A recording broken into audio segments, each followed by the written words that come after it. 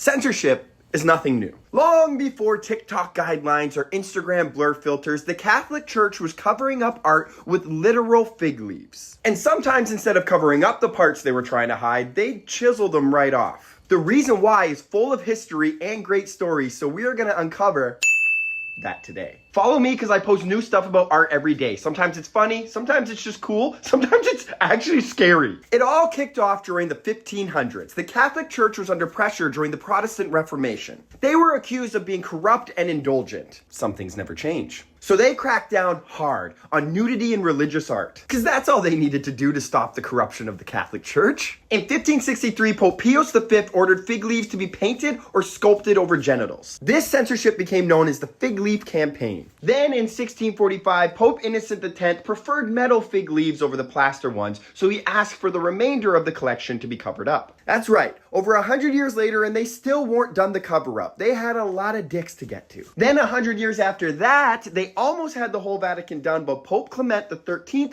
wasn't satisfied. He had the Vatican mass-produce fig leaves for statues that still had their hogs hanging out beyond the Vatican and around Rome. Then 100 years after that, in 1857, Pope Pius IX did the most damage. He ordered any statue that still contained uncovered penises to be castrated. In the Vatican, they literally broke the penises off ancient Roman statues and stored them in a box. Yeah.